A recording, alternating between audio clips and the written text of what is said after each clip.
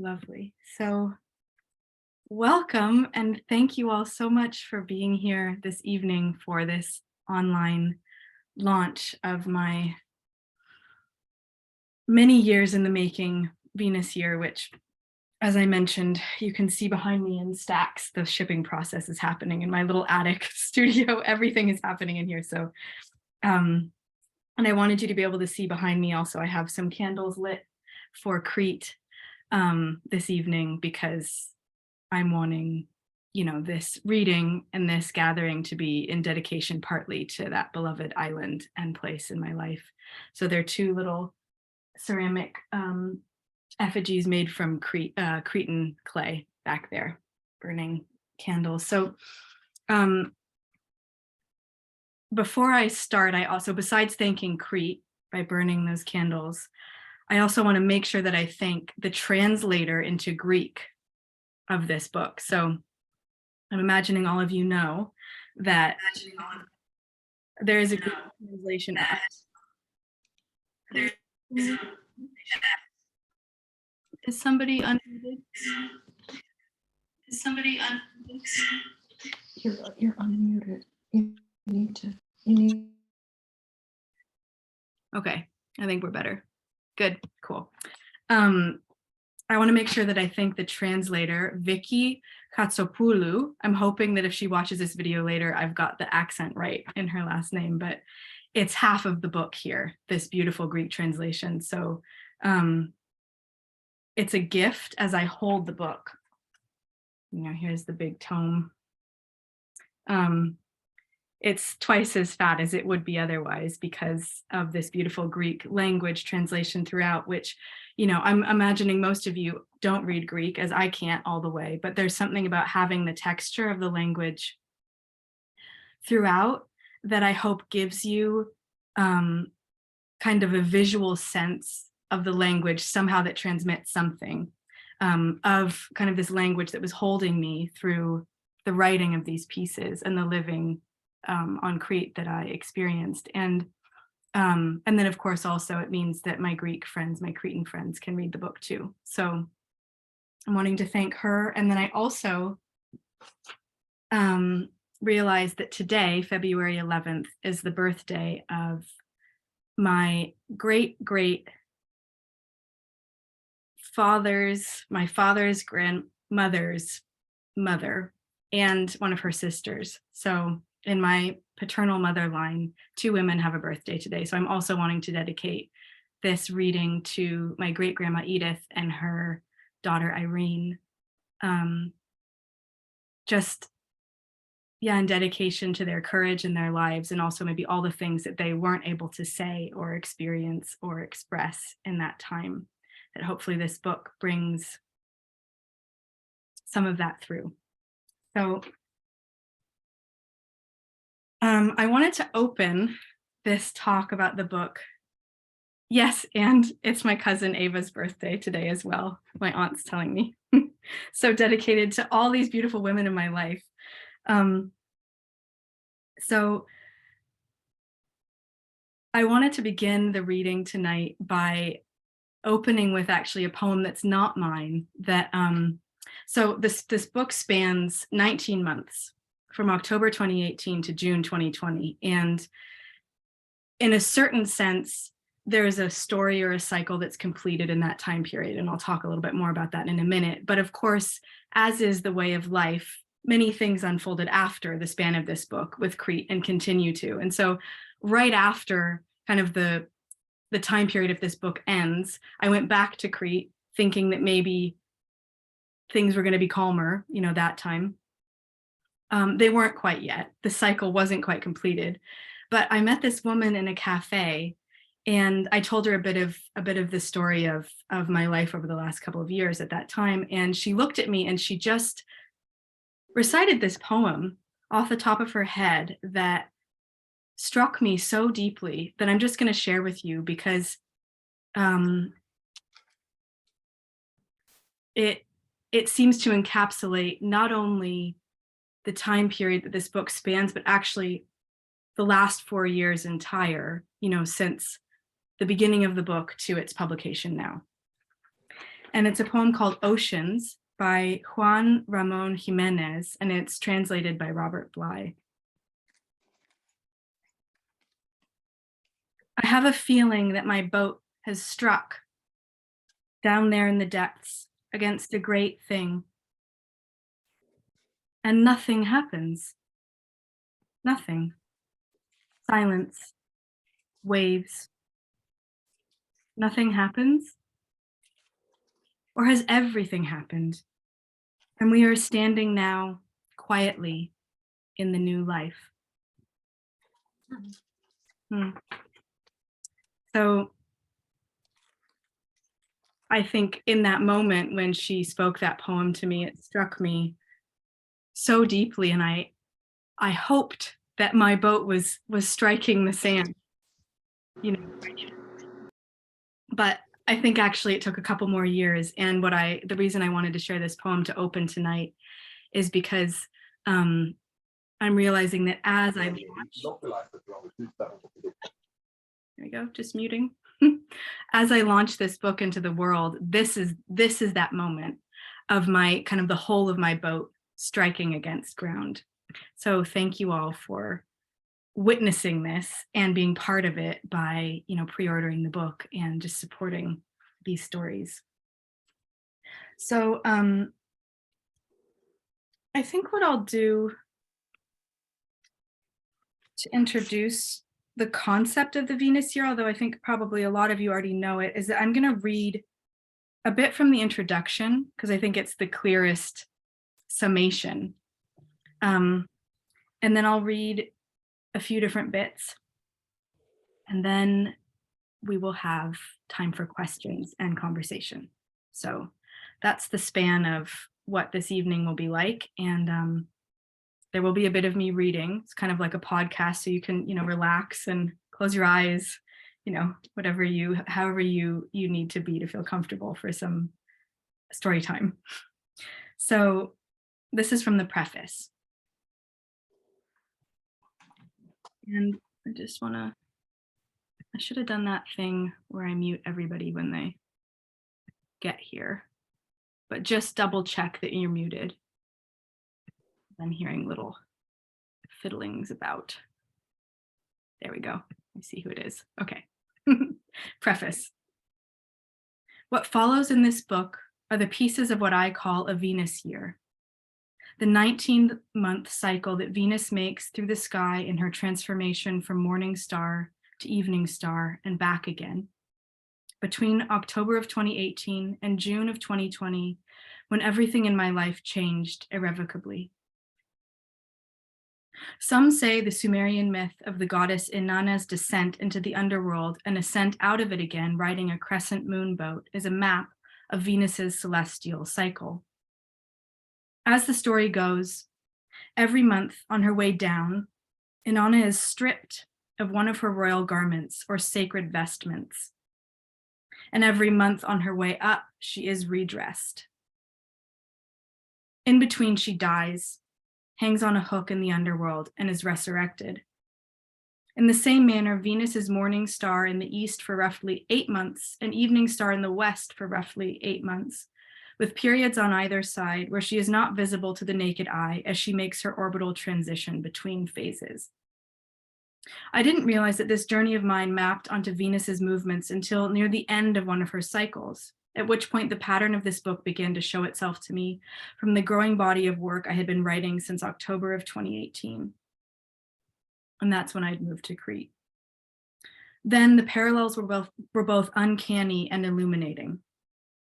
For it was surely a year of devastation and also of unfathomable gifts. This year that brought me to the shore of myself. Half the time I was living on the Greek island of Crete. The other half I was home in California, where I was born, on the tectonic island of the Point Reyes Peninsula, which is the ancestral land of the Coast Miwok people. I made a few short trips to other islands, Vancouver Island, England, the Hebrides, but the vast majority of my days were spent between these two beloved lands. And so I've gathered the pieces of my Venus year here in the manner of bees bringing pollen and nectar back to the hive, the kypseli in Greek. This word is sometimes used in modern Greek to refer to a broadcast signal, a message received invisibly through the air. Well, the metaphor in this case is contemporary. The concept of the hive as a place that received not only bees and their nectars and pollens, but also messages and signals is ancient. Messages from sun, moon, stars, and winds, from the dead, messages from the yet to be born, messages from ancestors and gods. The mythic utterances of birds and trees and human dreams, all were thought to be held and received by the hive. As far back as pre-Hellenic Crete and likely much further, bees were thought to ferry the souls of the newly born and the newly dead back and forth between realms. And across Europe into the 20th century, the folk tradition of telling the bees persisted among peasant peoples and their hives. The practice of going to the bees with any major family news, from deaths to births, marriages to love affairs, and all manner of dramas and dreams. In this spirit of both the bee bringing back nectar and mythic utterance, and the beekeeper telling her loves and losses to the hive, I've gathered together my seasonal ecological notes from each month's bloomings and fruitings on the land where I was living, accompanied by the poems and short stories I wrote during each month. Together, the ecological and the mythic informed my psyche's own deaths, blooms, and fruits. Woven into one whole, these pieces of earth, star, and myth spell the hive that has been both my grief house and my birthing floor. So it's a book of many pieces. So as that introduction, explains, there's monthly notes like a kind of almanac, and then poems and short stories accompanying them. And one way that I have described the book is kind of a mythic memoir, or a mythic travelogue. So there's the literal ecological information coming through from each month, and that mapping of seasons, which is so helpful for me in my life as an orientation point wherever I go. And then there's the poems and short stories that are reflections of what I was experiencing, that are kind of, reflections of that inner almanac. So I'm going to give you a taste of some of those seasonal notes, a story, and a couple poems. And I think that'll do it.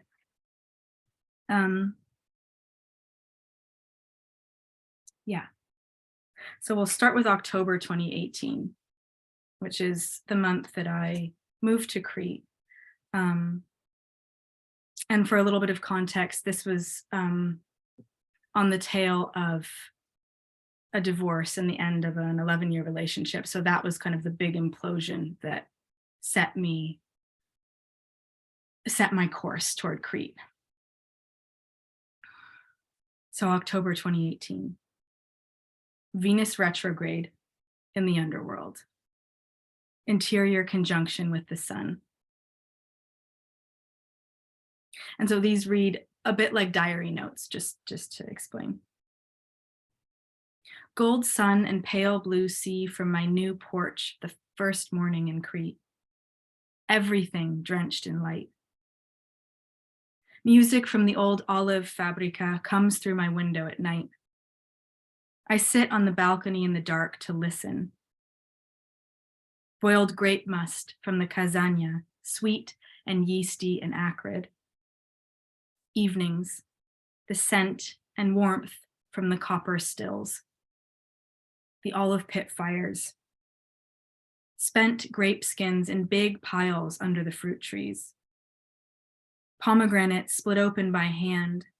Seeds across the tables in the starry dark, with raki hot from the kazani. Pomegranate, hot chestnut, hot meat, hot raki, repeat. There are old hunters talking in Cretan dialect about hares and fish. The yellow crocuses open in the higher central mountains. The sea is teal blue, is pearlescent. There's the sound of the first rain in the dark on the rooftops. The smell of wet stone, wet village, wet mountain. petrichor of Cretan pine, rock rose leaf, phascomilo. One rock rose flower still blooms on the mountain, a crinkled female pink.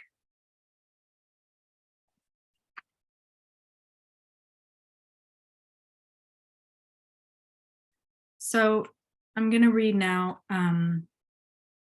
a short story. It's quite short for a story from the same month. So there was your seasonal notes, and now this was the story that was with me that month. And it's called Europa, a retelling of the myth of Zeus in Europa. They say it was Zeus who turned himself into a bull white as sea foam to steal away the one called Europa, daughter of Anatolia. They say his breath smelled of saffron crocus, and his horns shone as dark and strong as onyx, and that one black line ran down his broad forehead between them. They say he leapt and tossed his great head along the shore among her father's fine herds, where Europa often walked with her companions, hoping to catch her violet eye. They say he succeeded in this, that she fawned over him, praising his size and his beauty and his gentleness, that she crowned his horns with a wreath of wild white lilies, that she climbed onto his back for the pure pleasure of it. Her dark thighs were wide and strong and open across him. Her heels hugged his flanks expertly. She raised her arms up as in dance, laughing. They say he kicked his hooves in the tide then and plunged out to sea with her on his back, clinging to his flower-wreathed horns. They say she was his captive all the way to the shores of Crete. There, they say, he took her across great mountains dry with wild herbs and over broad plateaus to a cave where he forced her into his arms, a bull no longer, and took her for his own there in the dark of earth's beginning. They say her shame burned her. They say she bore 3 sons who became kings of Crete, one of them Minos of the Labyrinth and the Minotaur. But there is an older story. It was not Zeus of the thunderbolt, Zeus of 1,000 abductions, Zeus the sky father, who came to Europa as a white bull on the shores of that hot eastern sea, who tossed his great head and caught her eye. It was only he who took the credit. No, it was one far older than Zeus in native worship and in name. A name from the lost language of the East. A name too potent to be spoken. A primordial name for bull and star. And Europa was no innocent maiden playing with her girlish friends along her father's shore. But I, the one called by my people broad face, shining moon and deep earth, he was my own lover, bull of rain, rising life, guiding star. From my body come the seeds that swell in the soil with rain and moon. It was I who showed the women of the fertile eastern river plains of Anatolia how to mother seeds as well as children, how to gather them at summer's height and save them for the coming season, how to sing over them and press them into new soft ground when the time was right, when the migrating birds and the first autumn wildflowers gave the signs. How to tend them until their gardens were heavy with shining wheat and barley, bean and lentil among the pomegranates, among the olives and wild greens and poppy flowers. I taught them how to mother the wild goat and the little desert donkey, the wide-eyed heifer, the curly-horned sheep. As long as the seeds and the animals are in the hands of peace, I taught them, my gift is a blessing on you. But if what you know falls into the hands of war and want and greed, my blessing will become a slow and deadly curse across all the valleys of the world. For in war and want, men and women forget that all is given from my body, that seeds and animals love freedom as much as humans do and must be treated daily as visitors who come bearing gifts. I taught them that what is taken by force will one day destroy you. To enslave breaks the sanctity of the circle, that circle from light to light again, and burns the world. In the stories of the ones who stole the name of Zeus across the lands of the Aegean and replaced him with their sky god, it was said he took the bodies of 10,000 holy women, 10,000 nymphs and goddesses as a harvest without supplication. This is how they broke the ground of life and remade it in their own image. But there is an older story for all 10,000 women, and I tell you mine as proof of how we shone in our sovereignty for 10,000 years before the coming of the ones who brought the new Zeus. How we sang across the four corners of the light sea and through all the northern mountains and hid our stories in the deepest dark of caves, between the stars, inside our monthly bleeding, inside the craters of the moon. There Zeus took credit for many things that were not his own in order to cover up the powers far older and darker of root than his. The love of the moon for her holy bull, and how together they made the rain. So it was not their Zeus in the tide that day, but my wild horned one, rising life, guiding star. Together, we went across the sea to the west, to the shores of Crete. We went because our people went. Our people who whispered our names at their altars, who carved our likenesses into the stone, who painted clay vessels with the horns of consecration and the swelling moon. I went with my women, who wreathed my image in wild lilies for safe passage. I went with my men, who held me in their hands when they cupped the moonlit water to pray for calm, unchanging seas. With his women, the bowl of rain went, strong as the old mountains of their childhood. His flank was a promise of shelter, protection, and heat. With his men, my lover went, flesh of sacrifice, flesh of sustenance, virility of field. And our people went with their donkeys and their goats and sheep, with milk cows and gold-eyed cats stowed away among the ropes of their dugout cedar boats. The women carried seeds in their pockets and songs for rain in their blood. Europa, they sang and followed the moon. Bowl of stars, they sang and stroked the holy horns and followed the V in the sky with its red bull's eye.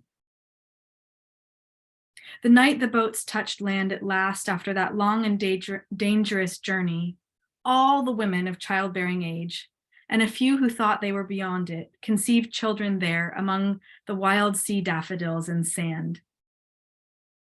My bull ran snorting among the stony hills, then leapt on long, strong legs of star and man to court the flowered plateaus.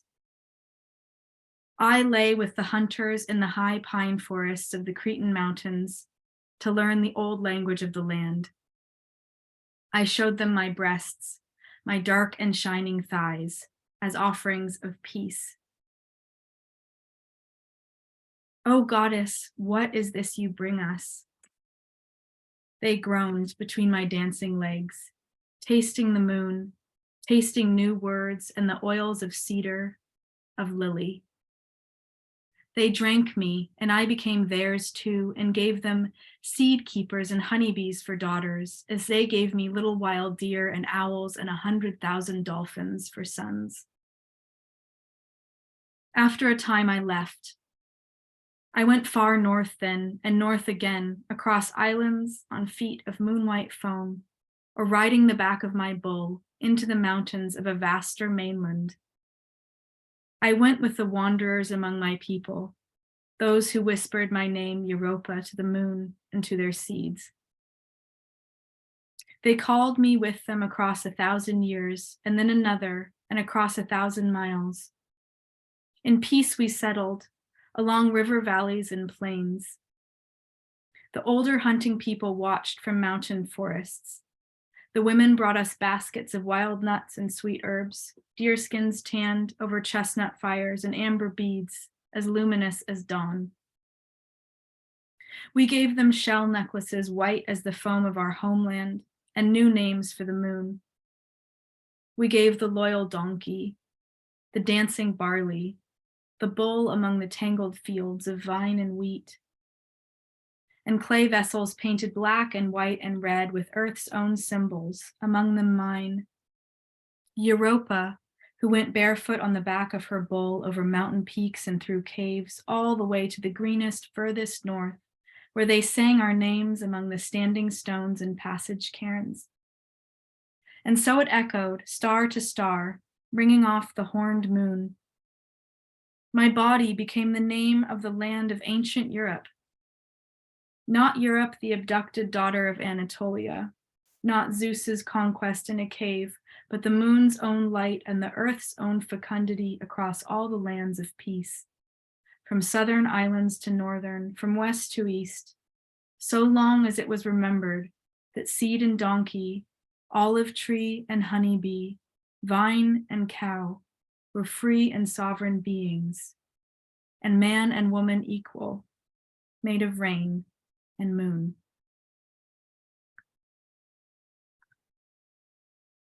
So I just realized as I was reading that I want to dedicate that piece at the moment to the people of Turkey and Syria right now, in the midst of just unthinkable catastrophe and loss.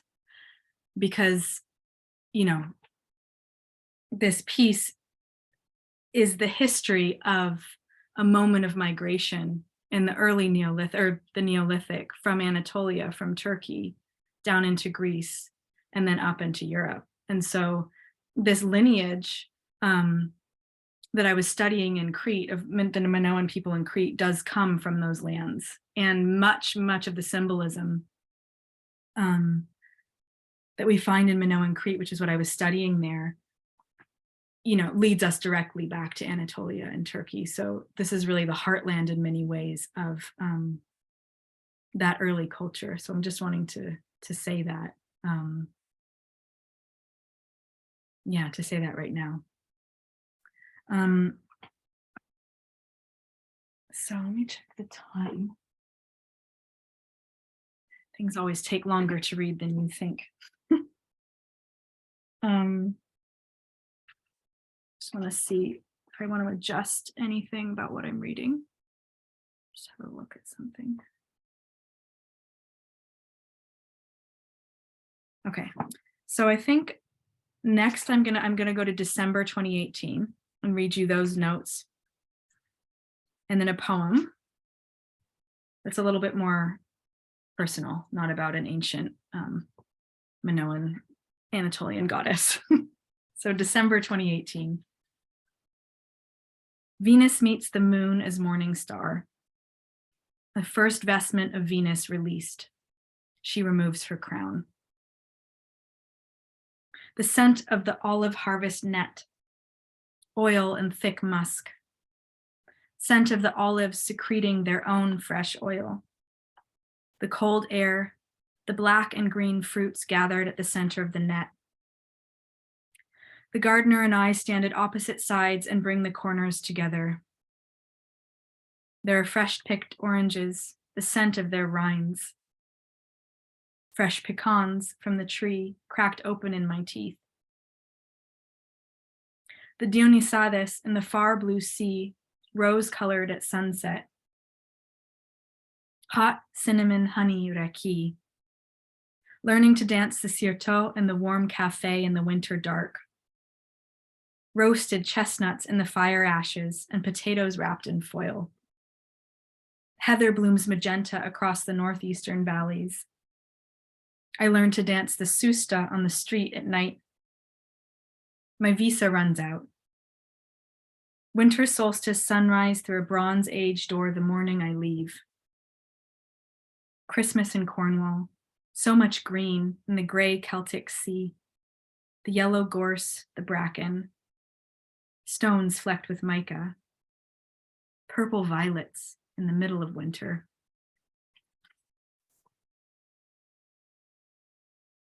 And this poem is called The Hymnal Tongue. Maya, midwife of muses, keeper of strays and lost souls, mother of the Omphalos, the world's center.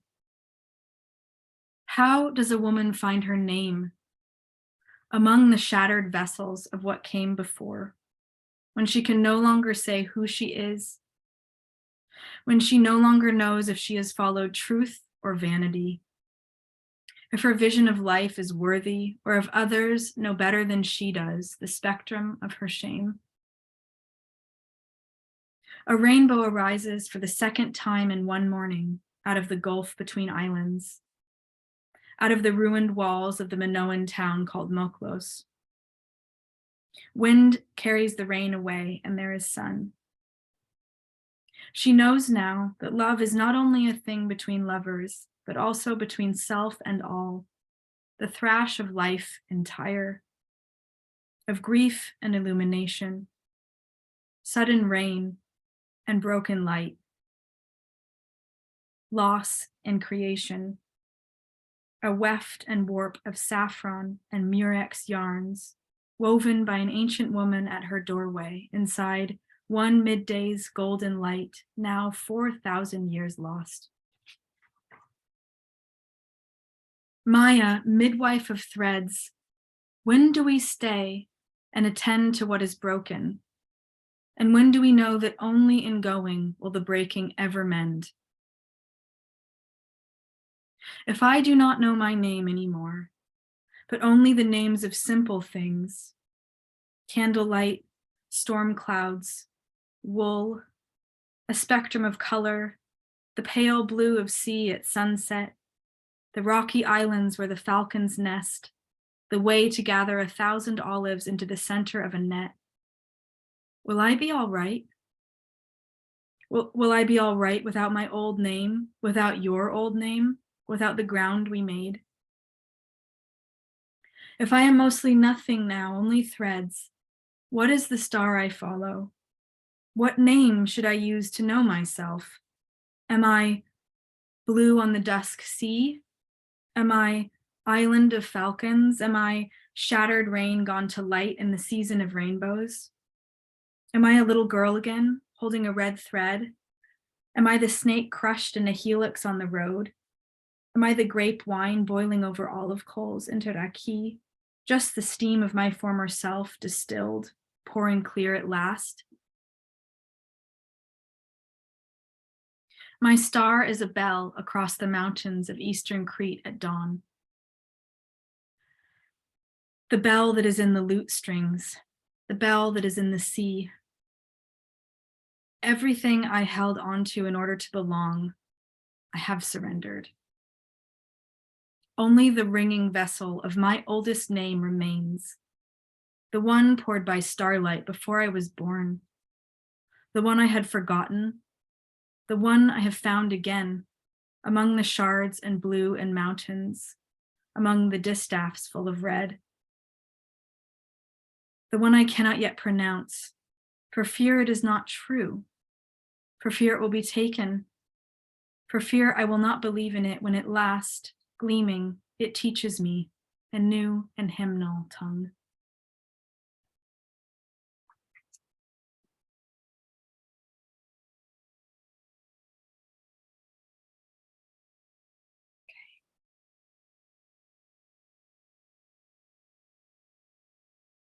So where do I want to go now? I'm thinking, looking at what time it is. Yeah, okay. I am going to skip months and months and months. So you just got 2 things from the first couple of months in Crete. Lots of things happen. I have to go home. I go back. There's more heartbreak. It's devastating. There's one beehive in Crete. There's another beehive in California so the bees really thread their way through this book, a few different hives. And so I think what I'm going to do to close, so we have some time for questions. I was just trying to decide between the last 2 pieces. Let me just see.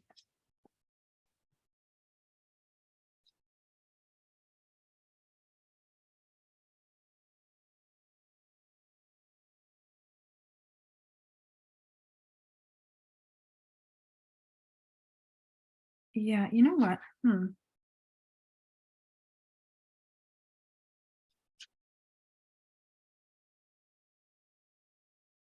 No, I'll save that one for you to read. I was trying to decide between the last two, but it seems like reading the very last piece in the book is like, I shouldn't do that. I should let you read it when you actually hold the book. So I'm going to read the second to last, because it kind of carries a summary of much of the threads of the whole book. It's in 3 parts, and it's called The Three Tones of Renewal. So part 1, the world encircling water. Underneath everything, there is water. 3 tones of renewal, 3 pools. I really thought I had been through this already, 19 months ago, I say to myself. How many times will I fall here? I sit in the sun by the hive, asking to know this. I wrote a poem when Venus went inside the sun at the beginning of her cycle, the first time, before our garden, before I had to leave and go and leave again. Deep woman in the song of myself, I wrote. Weeping on the stone floor of my kitchen, I wrote it. Deep woman in the gorge where running water makes the 3 tones of renewal. Deep woman at the bottom of weeping, at the bottom of darkness, where you thought there could be no bottom is ground. Deep woman who has fallen through 3 worlds marked by the 3 tones that the morning birthing water rings your falling without bottom, called the bottom forth. How many times will I have to call the bottom forth? I ask. Did I write about the field I fell to for then or for now? I keep trying to rinse my heart in the deep water of myself. I keep saying, put it in the water, love. Put that memory in the water, put that pain in the water of myself, the welling, world-encircling water, which is okeanos, the deep, suffusing streams which Tethys carries everywhere. Her name means grandmother. But I keep finding myself beside the hive. When I say, put it in the water, love, I seem to also mean the beehive, where in amber darkness, they are renewing everything. The day Venus went inside the sun this time, at the end, I couldn't find any sign of the queen or her eggs. For 3 weeks, I mourned her death. For 3 weeks, I surrendered to what I could not avoid. I was sure I would have to bear witness to their dying. But on the sun's longest day, I felt a sense of warm ground, somewhere just out of sight. I saw so many bees coming and going. I saw gold-furred ones that looked brand new. Surely not, I said to myself, for hope can wound. But something was renewing itself in there, as it was, almost imperceptibly, in me. And when I went to look again, trembling, I saw that there were babies everywhere. Their newness washed over me like water. The ground had been there all along. I just had not been allowed to see it. What world-encircling water is this, on both sides of Venus's coming and going and coming again? And what world am I? Underneath everything, there is water. 3 tones of renewal, 3 pools. Part 2, the 3 pools.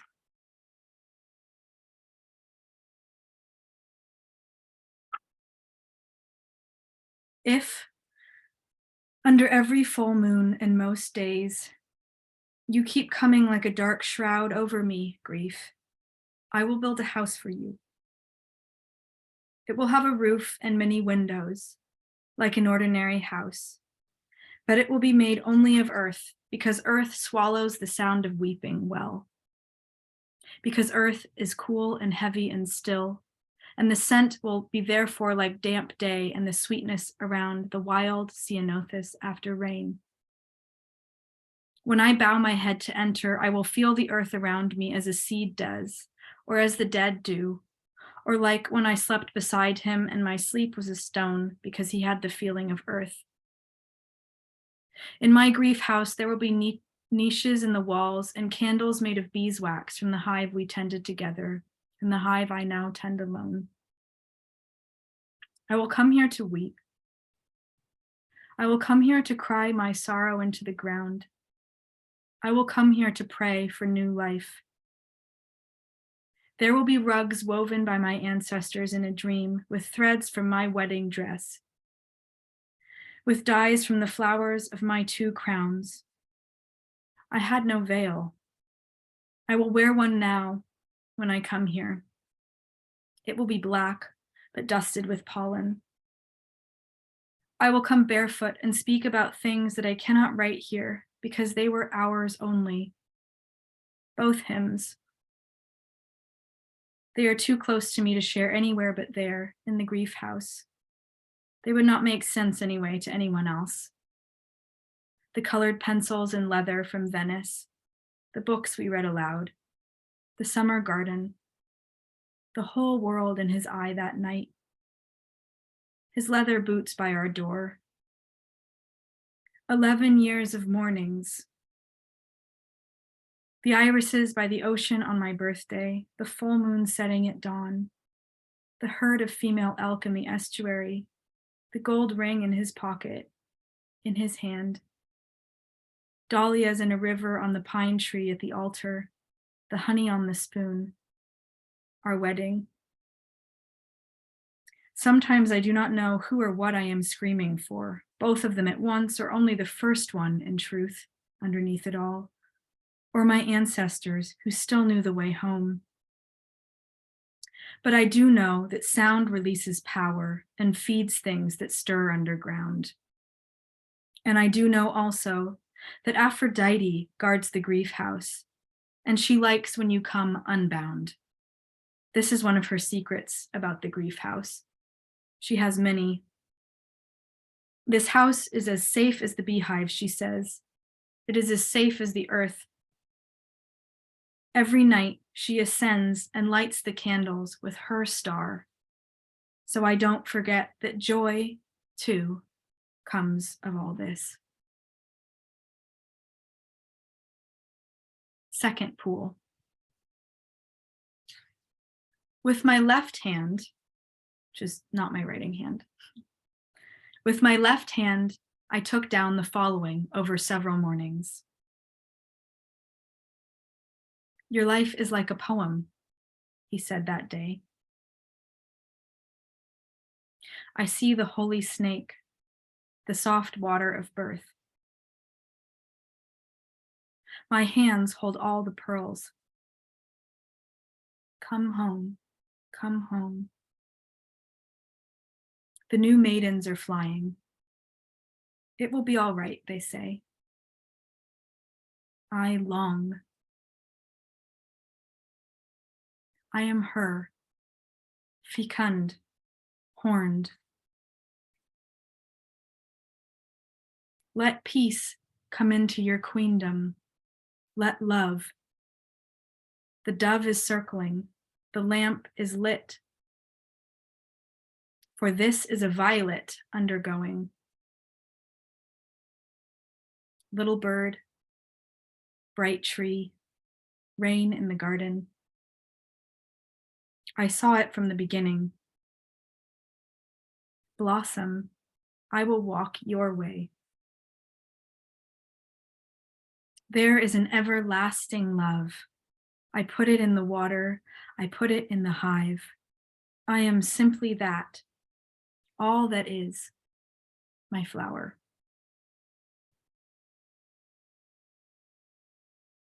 And the third pool. Yesterday, I sat patiently in the warm kitchen, talking of ordinary things, waiting for the bread to rise, the bread from my dream. I did not realize I was still agreeing to the old design by which I continue to give myself away. Like the story of the little match girl, which I memorized when I was 7. The girl who sold her matches, each a fire, for pennies, and in the end was left out in the cold. Today, I remember that I have the heavy thighs of Hathor. They brush together when I walk. You can hear me coming, and it sounds like thick petals, amber, water. Today, I am the color of fire. I am a column of longing. I am the pillar that holds up the night. My body is a hive unending. Today, I want to remind you what you know about my body. Actually, I want to remind myself. My body is sweeter than any fruit you will ever grow, sweeter than any wild fig that cleaves open as it ripens, sweeter than the bloody mulberry and stronger than the propolis or vine. You know about the lapis and amber that hang just near my breasts and the tiny bronze vessel on the thread between them. How they are always warmed by my warmth and smell of my smell. Today, I am she who bakes the wedding breads, full of nectar, full of heat, in fire ash on the mountain height.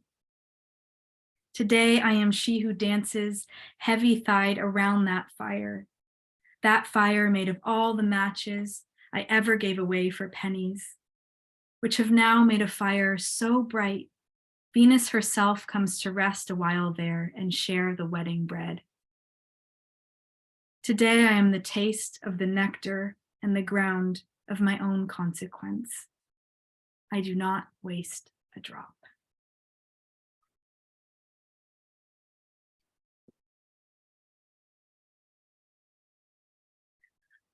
So that, I think,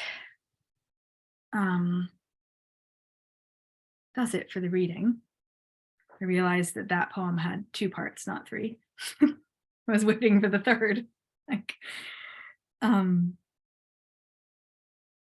Yeah, I think I'll leave it there and open for questions. And I will move into the gallery view for that for myself here. And we can, I can read one more something if you want, but I want there to be time for any questions that you want to ask about the book, about Crete, about Minoan culture, about pre-Hellenic Greece, whatever you want to know or say. And if there's not much, I can make you listen to one more poem or something.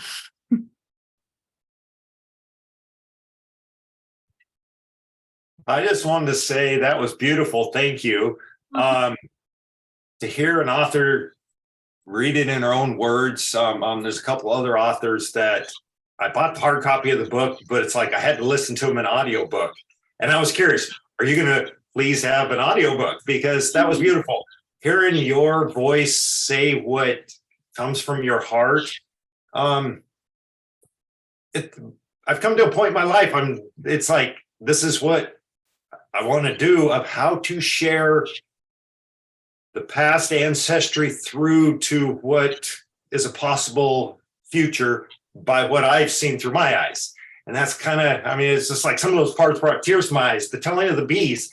I had some bees just before a change in my life, and remembering different parts of them, and now looking back from what you said of how to see that in a different perspective of part of my story and telling it forward as something to give to someone else. So yeah, that was kind of it, a question, and thank you. So that's all I got.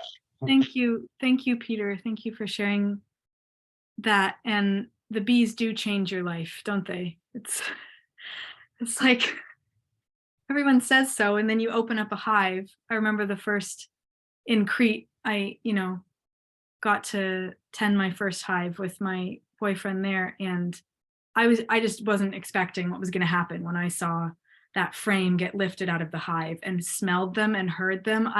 It was one of the closest things to a religious experience I think I've I've had. It was one, I think, but in any case, actually a number of these pieces, I do read them on my podcast, Calliope's Sanctum. So there's, yeah, probably like maybe 4 or 5 of the stories that I didn't read tonight because I know that they're there. So for those of you who'd heard them, I didn't want to repeat them. So they are there, and probably for now, that's what I'll do. I think a full audiobook of this isn't in the cards at the moment, but I may, at your prompting, add a few more onto the podcast. So that's available, for everybody to listen to. And there's stories from other books as well. But okay. I'm really with you on it's just 2 different channels, of receiving a story through the ears and through the eyes. And I do write with my ear, if that makes sense. So yeah. So I like reading them out loud, and I'm glad that you enjoyed hearing them. And what was the name of your podcast again? Calliope, like the muse, Kalliope, Calliope's Sanctum. I can put it in the chat here.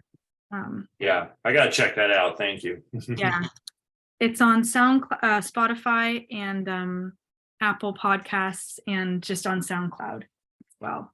So I see a couple hands raised. You can unmute yourselves.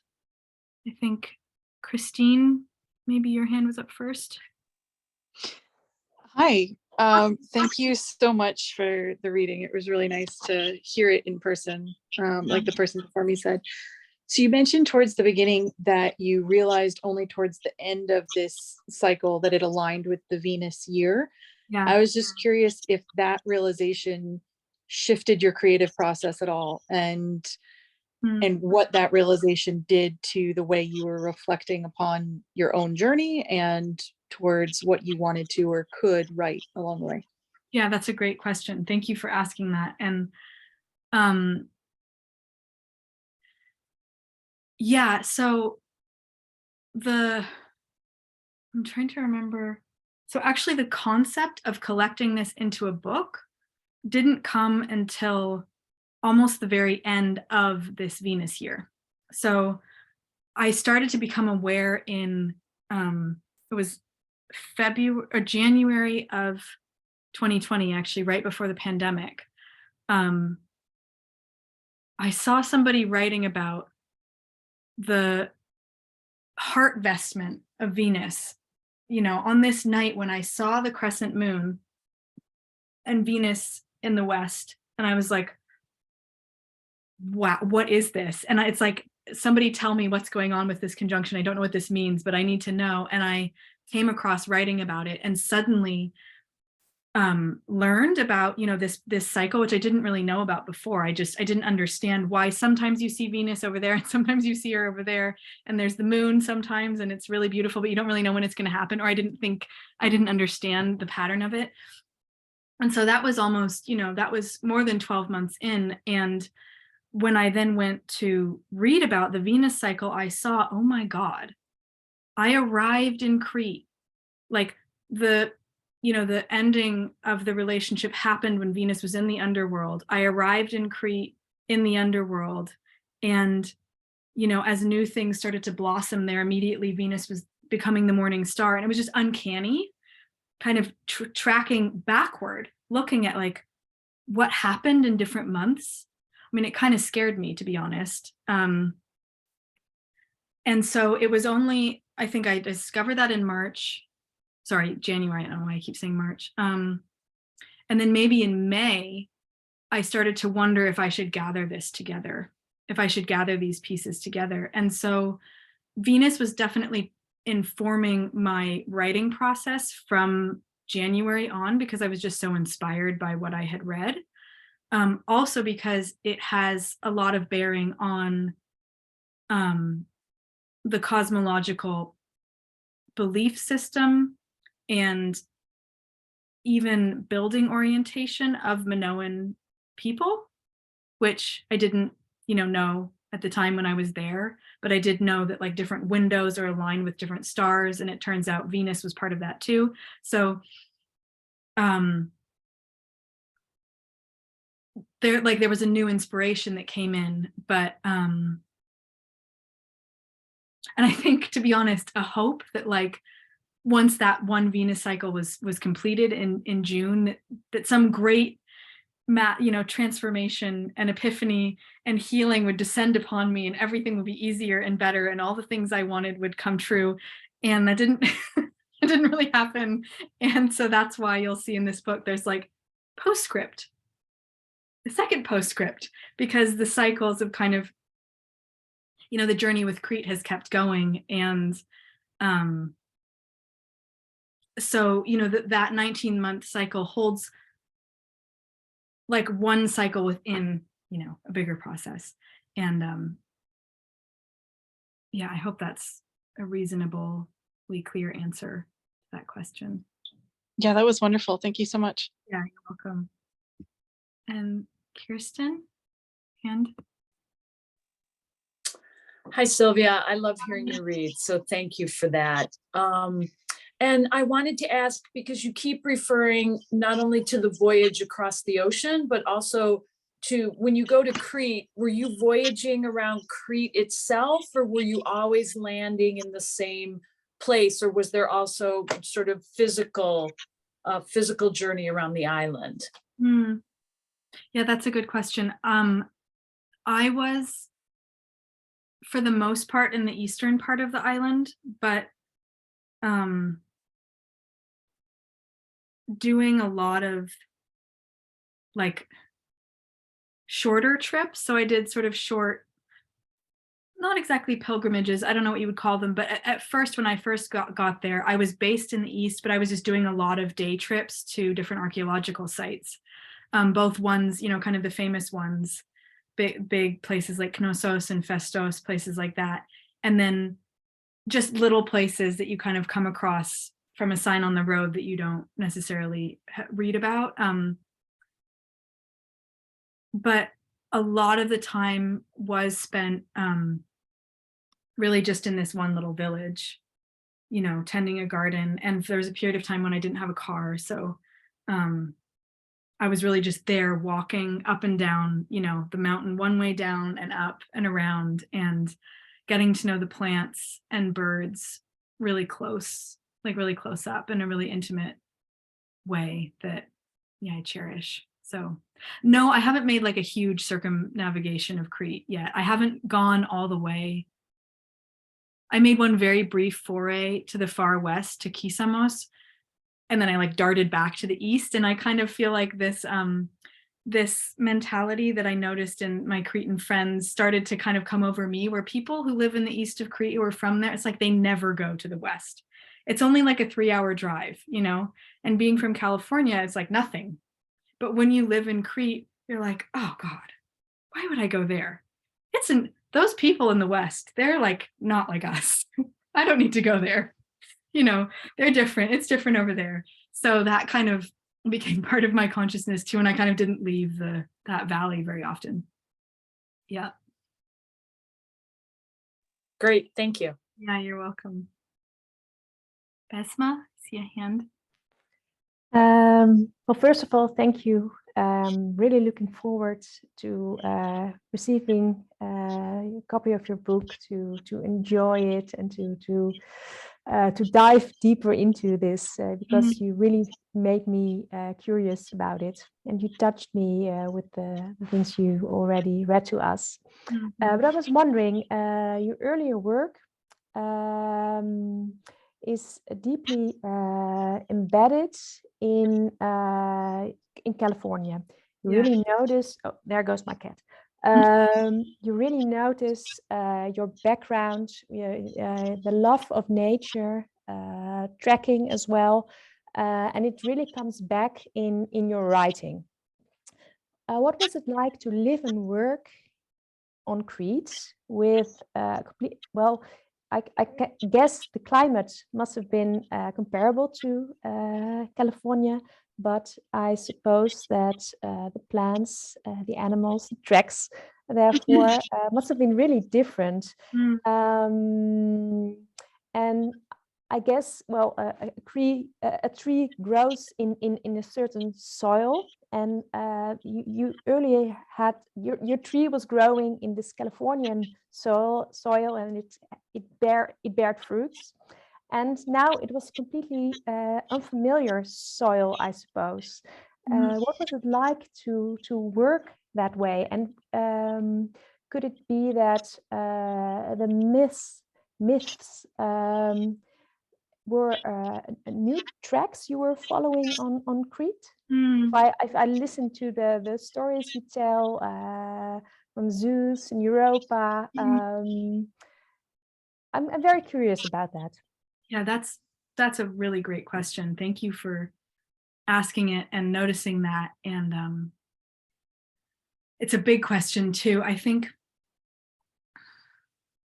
the truth, there's a lot of different directions I could go with this question, so bear with me, but because I have many different things that are coming to me right now. But the truth is that the relationship that ended at the moment that I went to Crete, or in that time, was so deeply rooted in California. We were both from California, from the same town, and so much of our relationship was spent on that land in deep connection in different ways. And so I think it wasn't a conscious decision to go to Crete for that reason at that moment. Crete kind of came in and called very strongly right before kind of the full dissolution of the relationship. And I had been doing a lot of research into Neolithic pre-patriarchal cultures in Europe. So Crete was like there. And it was like a part of me needing to dive several layers deeper into my own ancestral heritage that was calling me there. But I do also think that I couldn't be in California,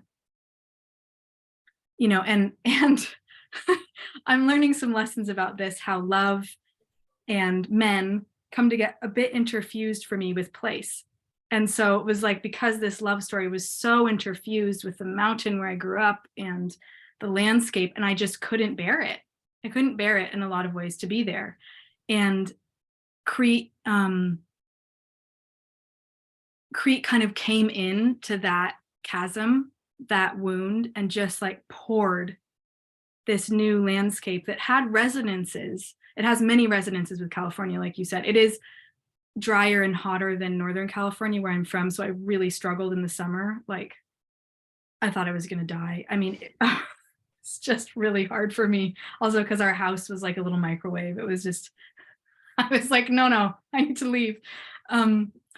But I had many moments of like this interesting mingling of bodily recognition of the ecosystem, like of kind of a dry, drought tolerant chaparral plants. Like and oak trees that have a certain look and feeling, like I really understood them. And then at the same time, this like soul resonance with something going on that island that I can't explain, that I wasn't expecting, that just like kind of knocked me over. And I'd never been somewhere that kind of took me in that way. And then where the stories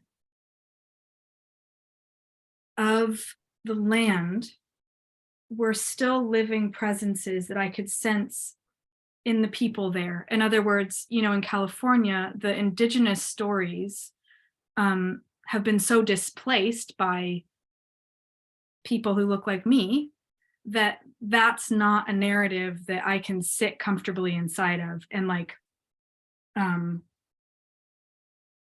learn in the same way, because it's just different. And so there was something about being in Crete and just feeling this lineage that was unbroken. It's true in many places. It's just that that's the place that called me, that this kind of relationship happened.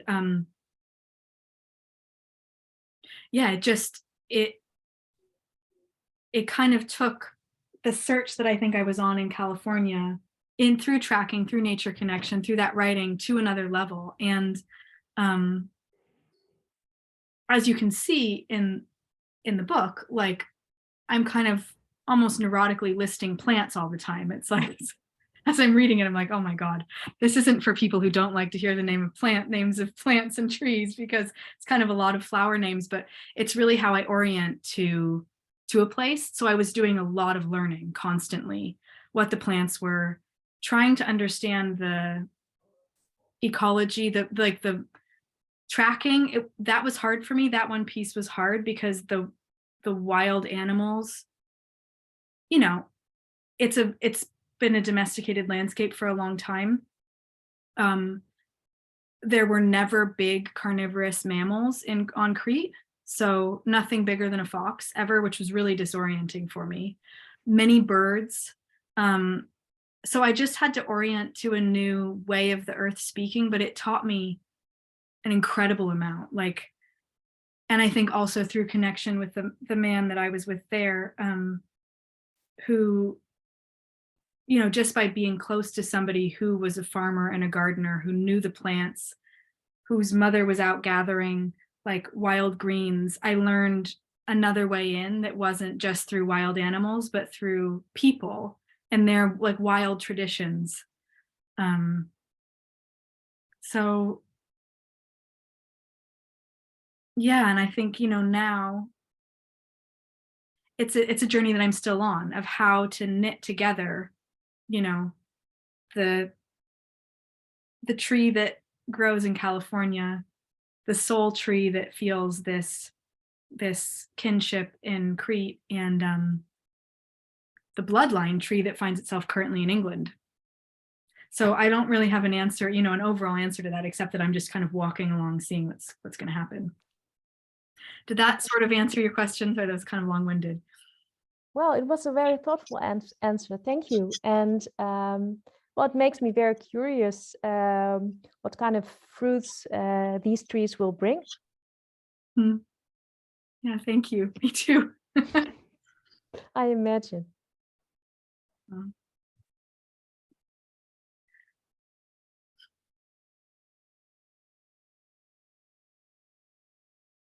Any other questions or thoughts?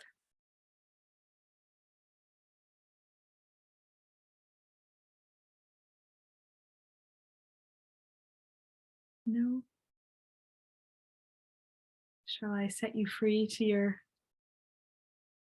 evening or mornings, days, wherever you are? Okay. Well, thank you all. Just check the chat. Okay, there's no more questions. Thank you all so much for being here and for helping me launch her out into the world.